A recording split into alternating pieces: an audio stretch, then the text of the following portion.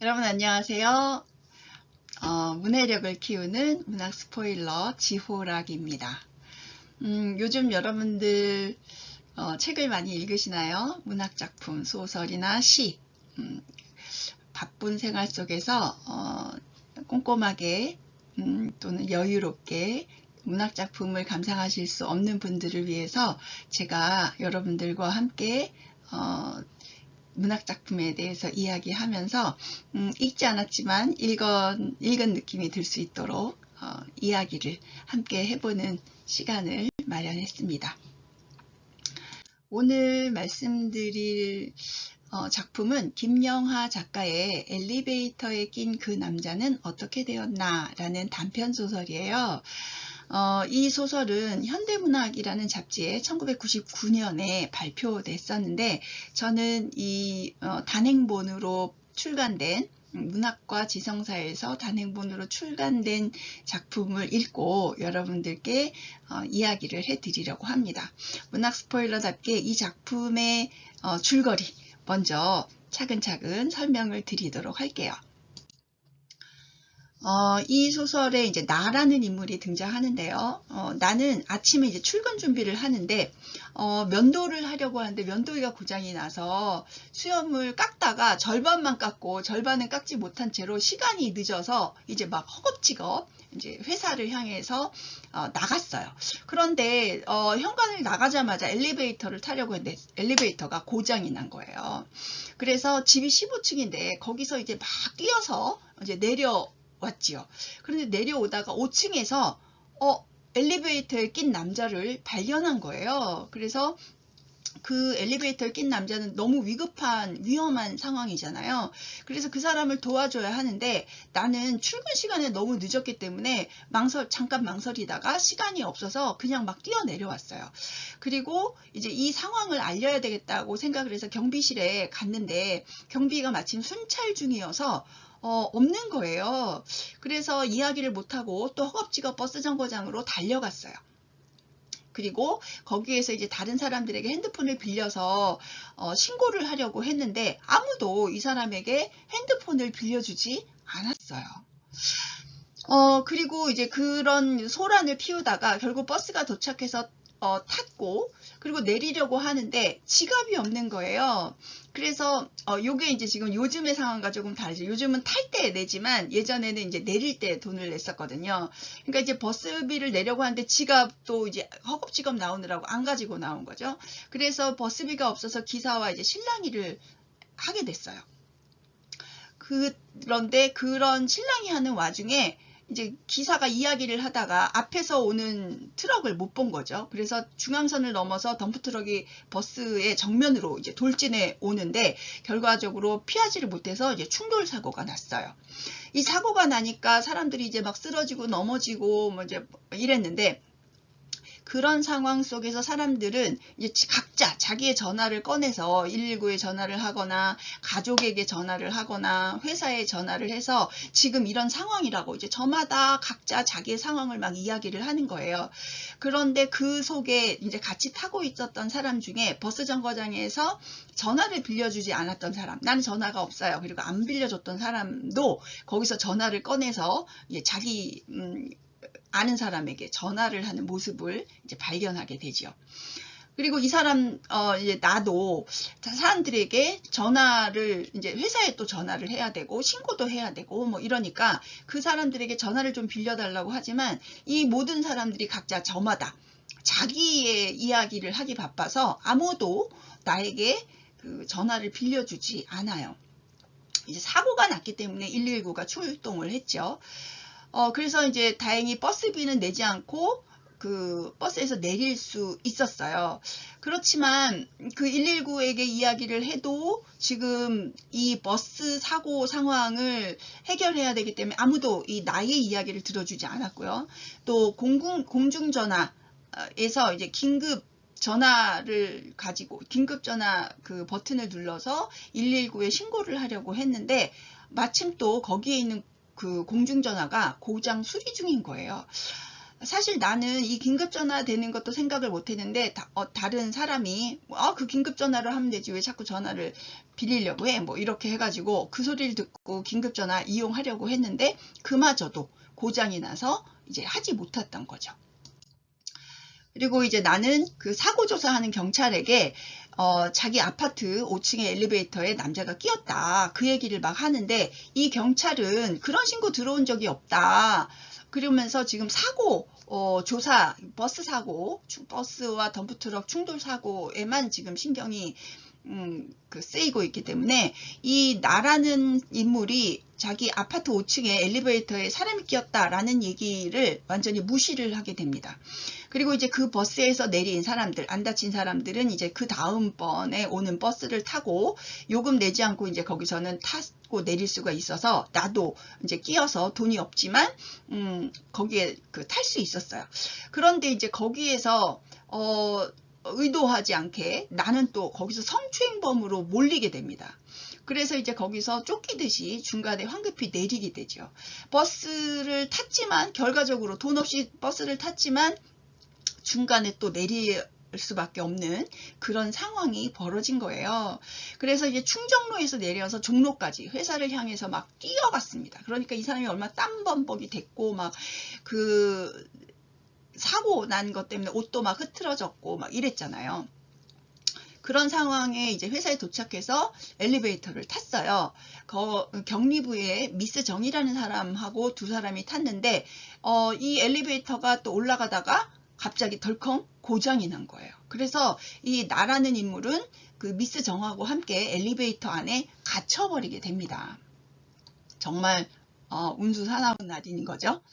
그래서 이제 그 안에서 이제 이런저런 이야기를 하면서 나라는 인물이 자기에게 벌어진 일들을 얘기하는 거예요. 뭐 수염도 반쪽밖에 안 깎았고 막 몰골이 엉망진창일 텐데 나라는 인물이 이제 미스 정에게 그 아침에 일어났던 일들, 그 엘리베이터에 낀 남자, 뭐 버스 사고, 뭐 거기서 성추행범으로 몰린 일, 막 이런 것들을 얘기하니까 미스 정이 다른 얘기는 쭉 듣다가 그 성추행범으로 몰린 그 얘기를 들으면서 갑자기 경계심을 이제 갖게 된 거죠.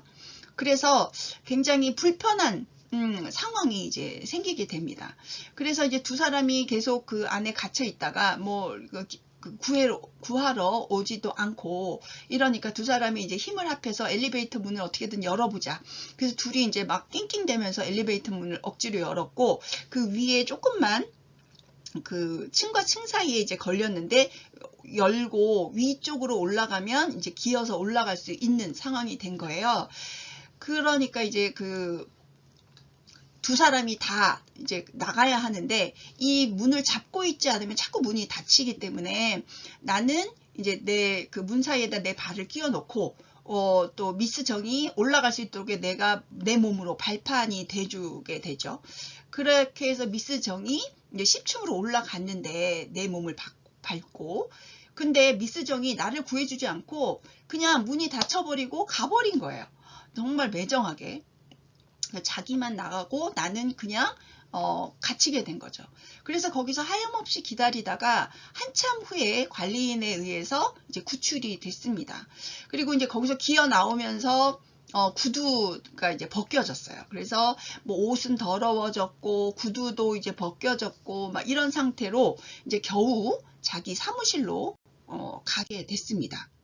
그래서 이제 회의에 늦었다고 이제 막 사람들이 난리를 치고 그래서 그 부장, 과장 이런 사람들이 왜 지각했는지, 옷은 왜 그 모양인지 막 이렇게 물어보는데 나는 거기에 또 구구절절 오늘 오전에 있었던 얘기를 막 하려고 해요. 그런데 사람들은 관심 없고 지금 당장 회의가 급하니까 빨리 들어가서 보고해라. 뭐 이렇게 해서 또 나의 말이 무시가 됩니다.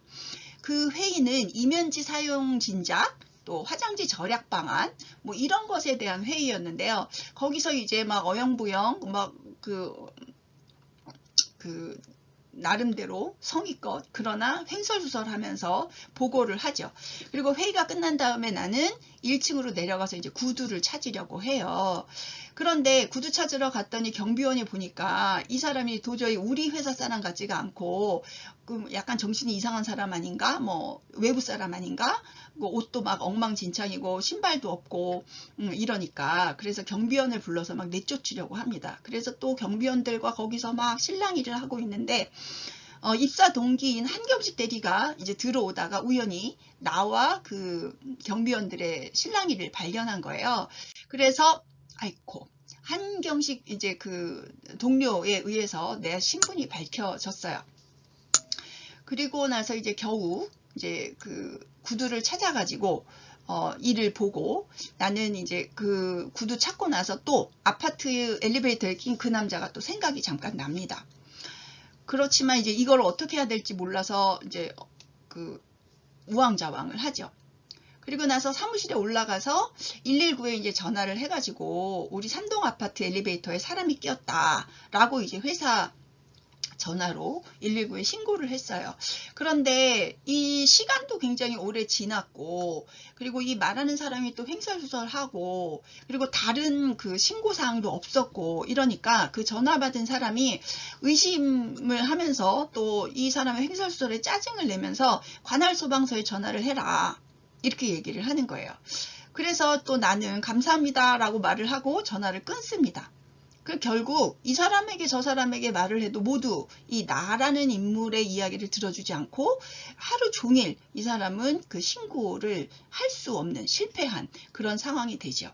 그래서 이제 퇴근 후에 아파트에 가보니까 엘리베이터가 정상적으로 작동을 하고 있는 거예요.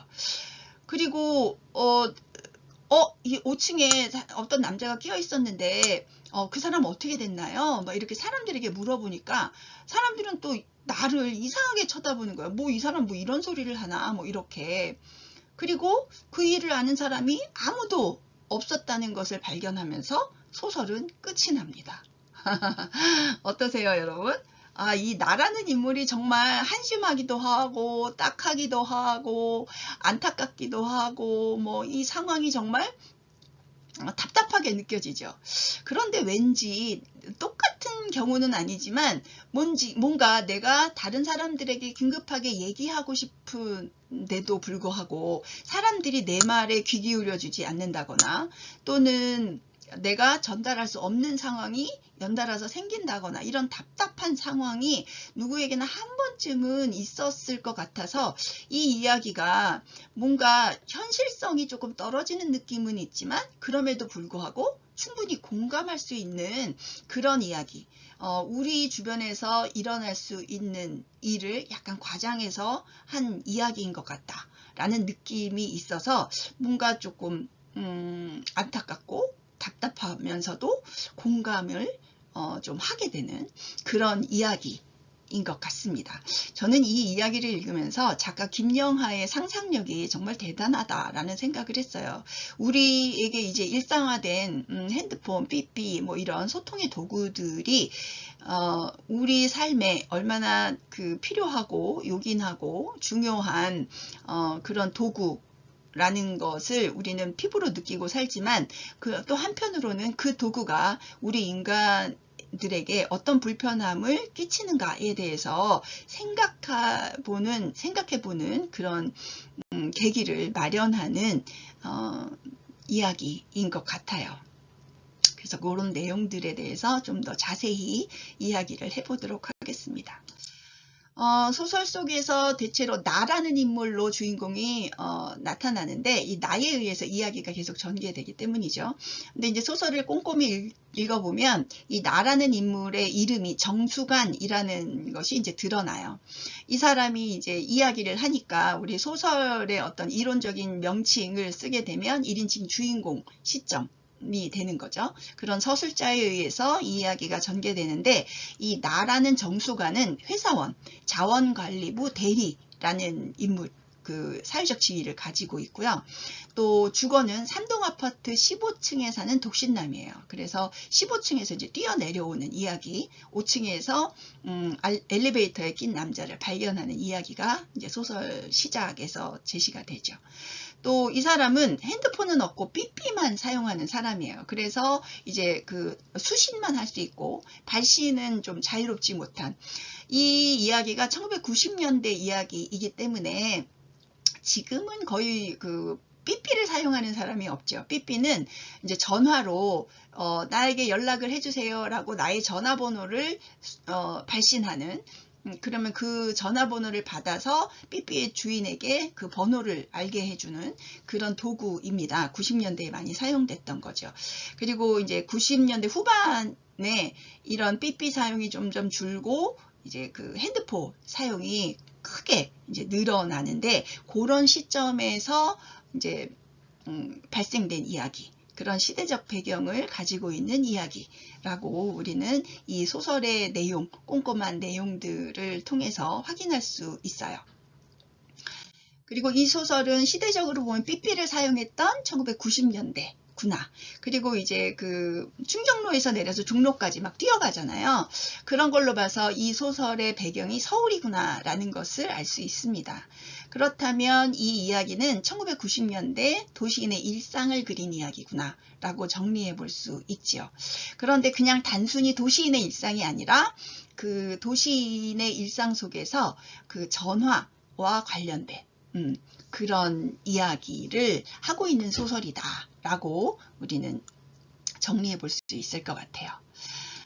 이 소설에서 이제 우리가 공감을 하게 되는 부분은 이 나라는 인물, 정수관이라는 인물이 가지고 있는 소시민적 그 특성, 그리고 우리 모두가 가지고 있는 소시민적 특성, 이것이 닮아 있기 때문이에요.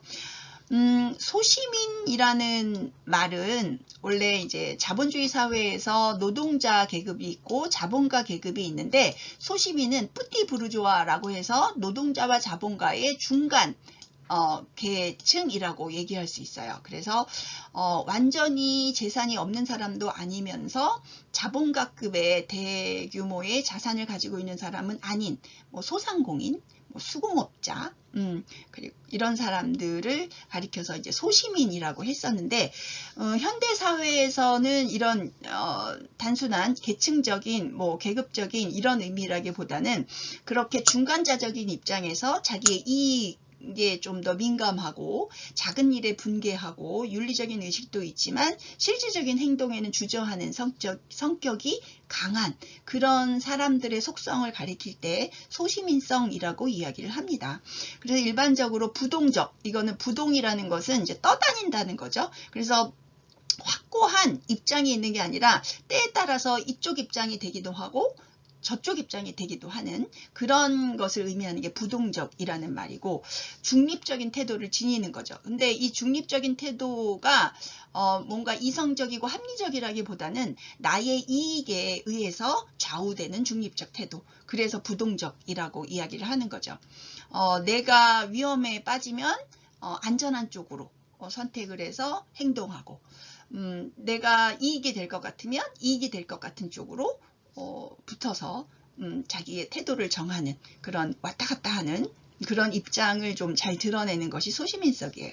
그래서 소시민들은 대체로 사적인 이익에 민감하고 작은 일에 분개하는 경향이 많죠. 그래서 일상적 자기의 이익과 뭐 밀접한 관계가 없으면 상당히 윤리의식을 드러내면서 그 논리적으로 따지고 합리적으로 행동하려는 경향을 지니지만, 거기에 이제 나의 이익이 관여되면 내 이익 쪽으로 행동하게 되는, 사실 거의 모든 사람들이 이런 특성을 가지고 있죠.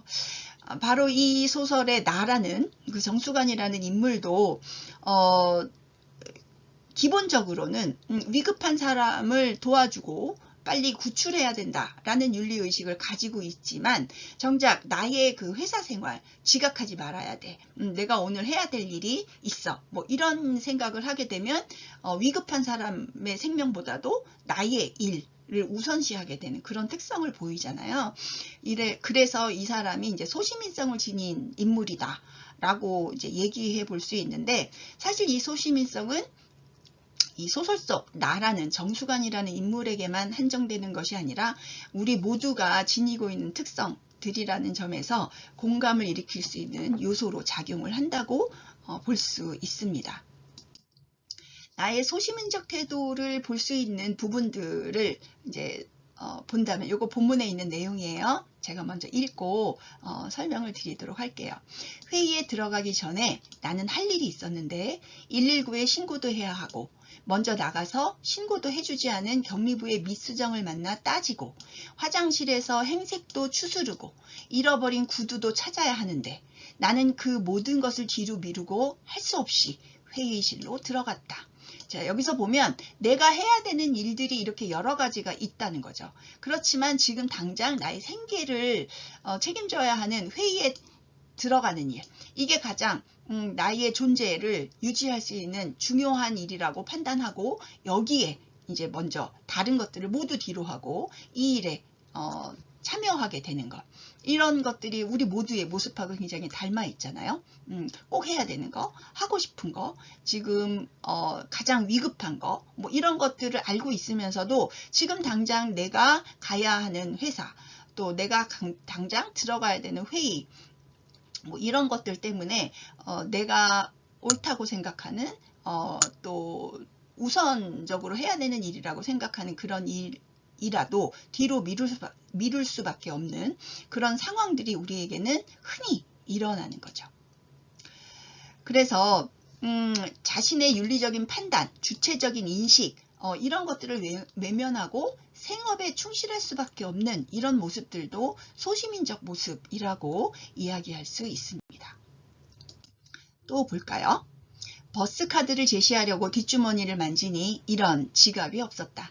기사는 짜증을 내며 현금을 내라고 했고, 나는 지갑을 안 가지고 와서 그것마저 낼 수 없노라고 했다. 그럼 내리라며 기사는 짜증을 냈다. 그때 한 대의 덤프트럭이 휘청거리며 중앙선을 넘더니 그대로 내가 타고 있는 버스의 정면으로 돌진해왔다. 나는 하면서 필사적으로 뒤로 몸을 빼며 웅크렸고, 트럭의 머리는 그대로 버스의 앞면과 충돌해버렸다. 나는 이제 더 이상 버스카드 일로 추궁당하지 않게 된 것이 적이 기뻤다. 이 사고가 나는 상황에 기뻤다 라고 얘기할 수 있는 거 정말 아이러니하죠. 그러나 이런 마음이 보통 사람들의 마음인 것도 또한 사실입니다. 그래서 지금 이제 사고가 뭐 생명을 잃을 정도의 사고가 아니라면, 이 버스비 때문에 지금 실랑이를 하고 있었는데 요걸 모면하게 됐구나, 이런 생각을 또 순간 하게 되는 것도 보통 사람들의 마음이죠. 이렇게 사소한 이익, 면책, 이런 것들에 더 큰 사고보다도 이런 것들에 기뻐하는 모습, 이런 것도 일종의 소시민성 이라고 얘기할 수가 있어요. 하나 더 볼게요. 그 사이에 사람들은 다음 버스에 꾸역꾸역 올라타고 있었다. 나도 그들을 따라 황급히 대열에 합류했다. 버스 한 대가 박살이 났고 그 사이에 또 시간이 흘렀기 때문에 사람들은 괴짝 속의 생선들처럼 포개져 버렸다. 다행한 것은 앞 버스 승객들에겐 버스카드 제시를 요구하지 않았다는 사실이다. 나는 쾌재를 불렀다. 다소 비좁긴 했지만 공짜가 아닌가.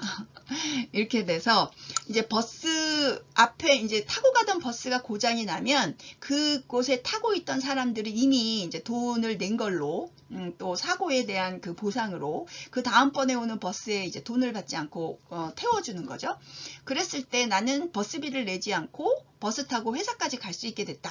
이런 생각 때문에 이제 쾌재를 부르고 공짜로 즐거워하고, 이런 모습에서 또한 우리는 소시민성을 발견할 수 있게 되는 거예요. 이런 소시민성, 우리 모두가 가질 수 있는 그런 모습인 거죠. 또 볼게요.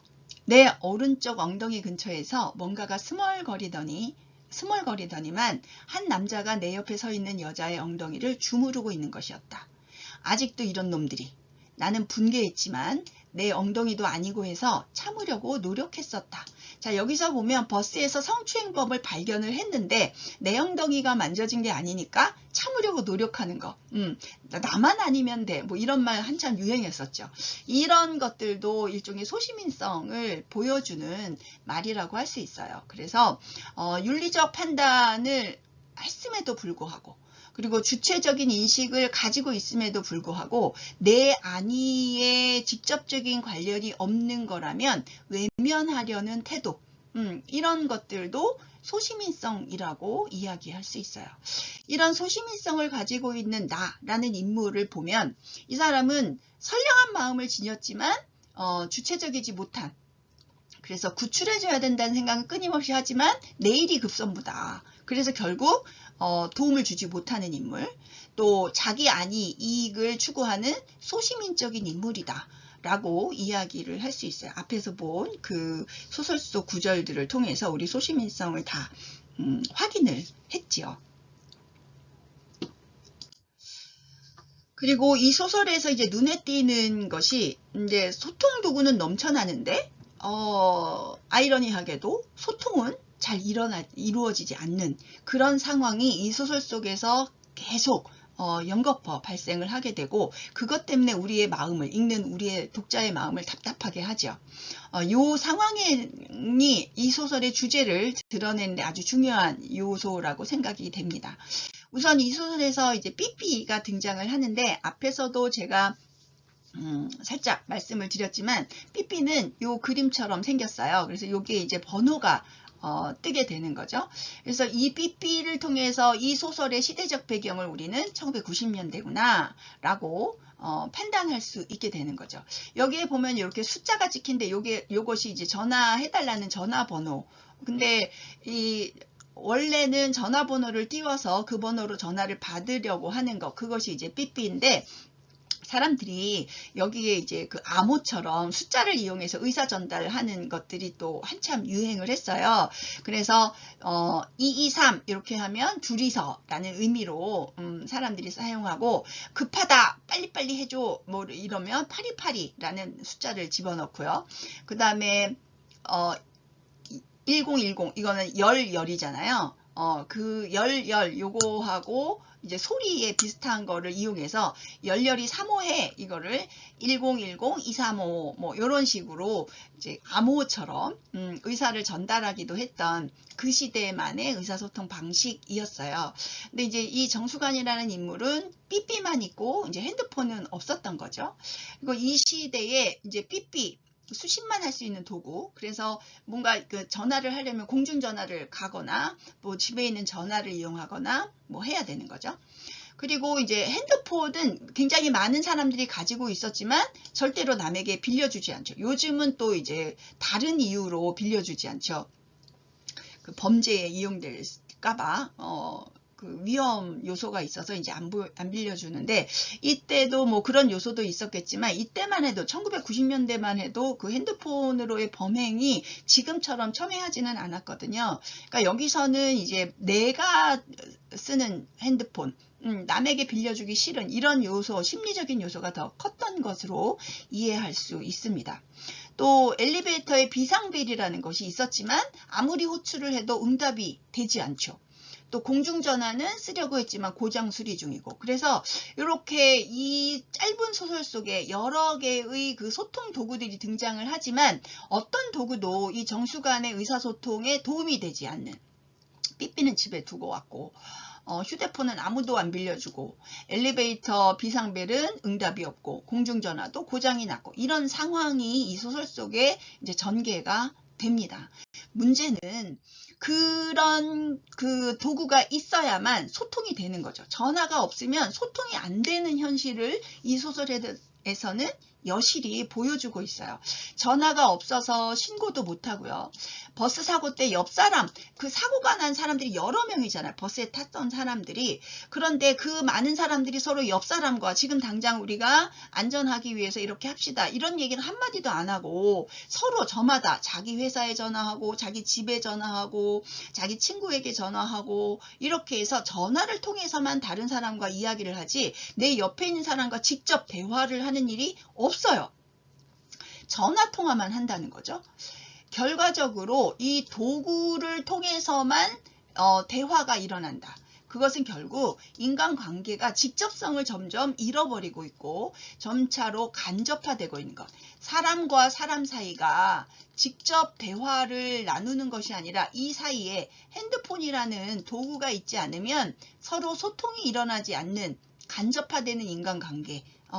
지금도 우리가 SNS라든가 뭐 이런 여러 가지 인터넷 뭐 스마트폰 이런 것들을 이용해서 우리의 의견을 많이 많은 사람들에게 알려주고는 있지만 이것이 이제 직접 그 소통 또 직접 만남 이런 데서 일어날 수 있는 긴밀한 깊이 있는 그런 소통하고는 또 질적으로 다르잖아요.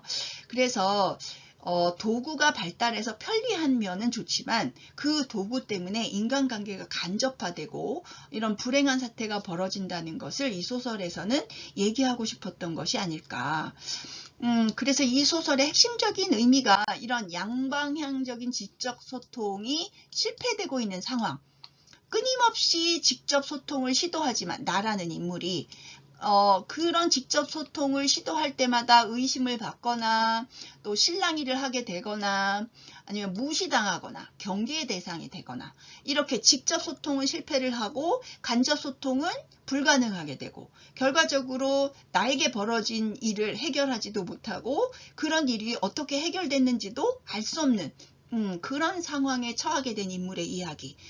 이것이 이 소설에서 가장 핵심적으로 얘기하고 싶었던 것은 아니었을까라는 생각을 저는 많이 합니다.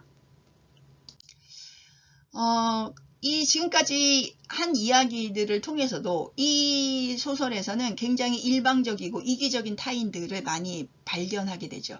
이것이 그 관계의 간접화, 소통의 단절 이런 것들의 요인이 됩니다. 그래서 그런 부분들을 한번 살펴보려고 해요. 버스 정류장에서 일어난 내용입니다. 나는 옆에 서서 버스를 기다리고 있는 남자에게 물었다. 혹시 핸드폰이 있습니까? 누가 엘리베이터에 끼어서 119에 신고를 해줘야 하거든요. 남자는 별 시답잖은 놈도 다 보겠다는 기색으로 힐끔거리더니만 핸드폰 없어요?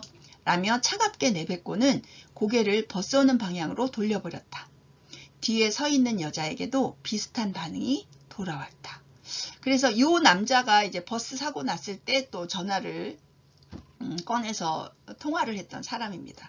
그러니까 이렇게 다른 사람에게 어떤 일이 벌어지고 위급한 상황 뭐 이런 거에 관심 없죠.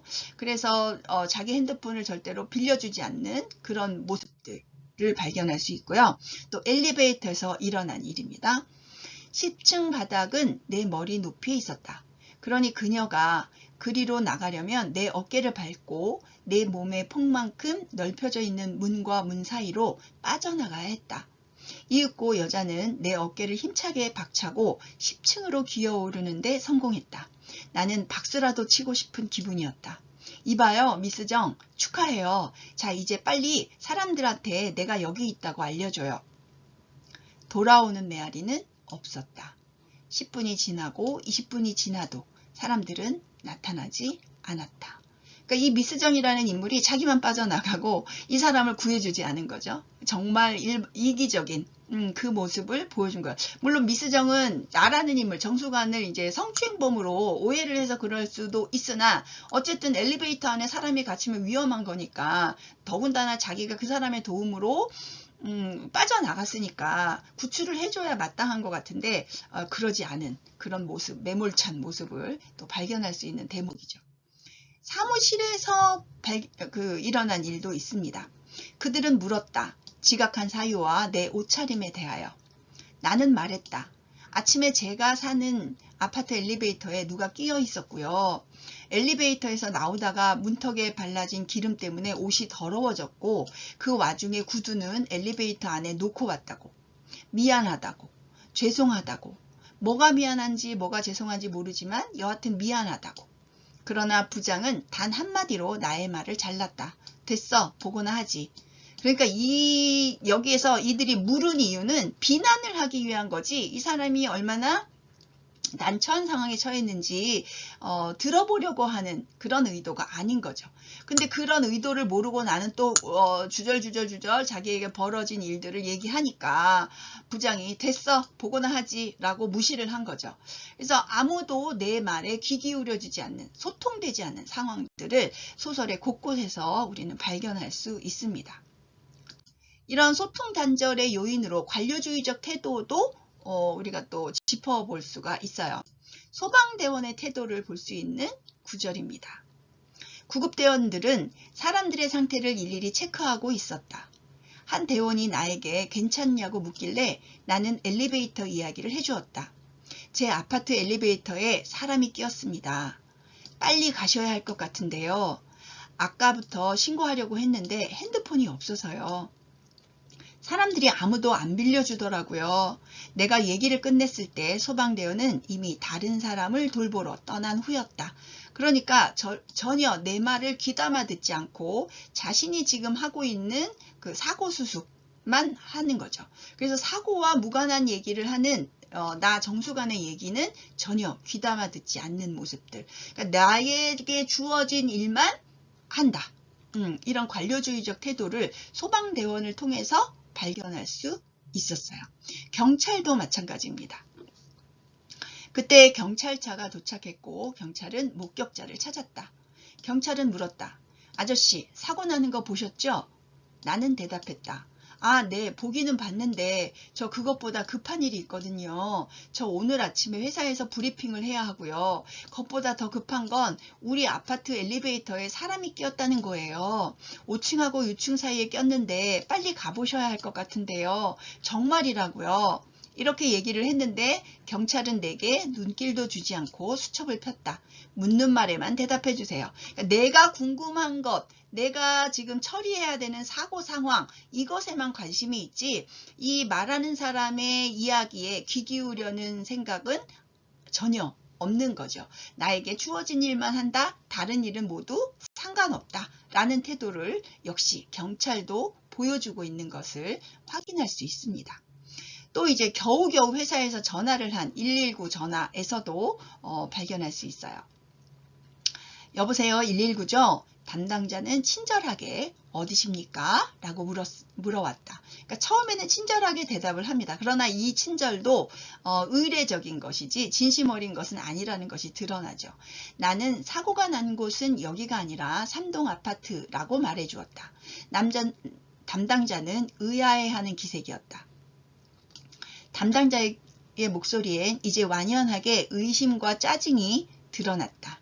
담당자는 그런 일은 여기 소관이 아니라며 관할 소방서에 전화해보라고 했다.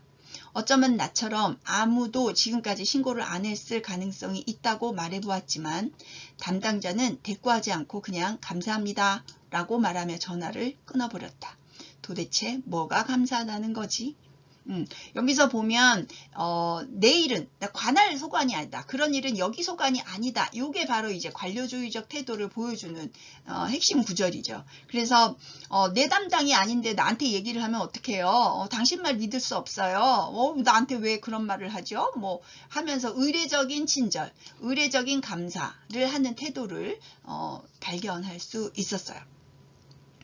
그래서 지금까지 이제 내용을 보면 사실 조금 과장된 면은 있지만 충분히 일어날 수 있는 개연성이 있는 이야기죠. 개연성은 그럴 법한 이야기, 충분히 사실적인 이야기라는 뜻이에요. 그래서 이 이야기가 남의 얘기처럼 엉터리 이야기가 아닌 것으로 느껴지게 하는, 그리고 너무나 일상적인 에피소드, 전화로 통화를 해야 되는 상황, 또 그 긴급한 상황에서 전화가 꼭 있어야 되는 상황, 또 우리에게 굉장히 친숙한 소재, 전화, 그리고 서울이라는 현대 시공간을 제시하고 있는 그런 모습들을 볼 수 있고, 그래서 이 소설은 조금 과장된 면은 있지만 남의 이야기가 아닌 나의 이야기로 느껴지게 되는 거죠.